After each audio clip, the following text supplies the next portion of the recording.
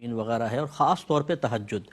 کہ پورے سال میں کسی کو شاید اتنا موقع نہ مل سکے جتنا رمضان میں اس کو آسانی سے موقع مل سکتا ہے۔ سحری کے لیے اٹھتے ہی ہیں، فجر کے لیے وضو کرنا ہے، پہلے وضو کریں، 2 رکعت نماز پڑھیں، سحری کر لیں، تو یہ بہت ہی اچھا ہو جائے گا کہ پورے رمضان میں کم از کم آپ یہ کہہ سکتے ہیں کہ میں تہجد گزار رہا۔ سبحان اللہ۔ اس کے علاوہ پھر قرآن پاک کی تلاوت ہے، اذکار الہیہ ہیں، جیسے حضرت نے اشارہ فرمایا کہ سرکار نے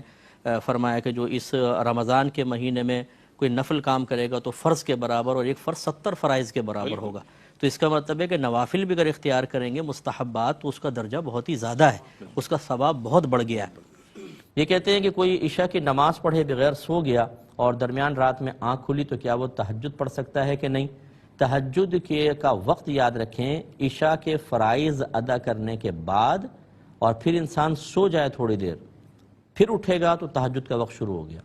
یہ شرط ہے، عشاء کے فرض پڑھ لیے ہوں چاہے وتر بھی نہ پڑھے ہوں، اور تھوڑی دیر سو جائے، جاگے گا، تہجد کا وقت شروع ہو گیا۔ اور اب اس کا اختتام جو ہے وہ طلوع فجر تک رہتا ہے، پھر درمیان میں کبھی بھی آپ پڑھ لیں تو وہ تہجد کی نماز ہو جائے گی۔ چنانچہ اگر عشاء کے فرائض نہیں پڑھے تھے اور سو گئے اور جاگے تو سونے کی شرط تو ہوئی، لیکن عشاء کے فرائض کے بعد سونے کی شرط نہیں پائی گئی، لہذا یہ قیام اللیل تو کہلائے گی، صلاۃ اللیل کہلائے گی، رات کی نماز، رات کا قیام، لیکن تہجد نہیں ہوگی۔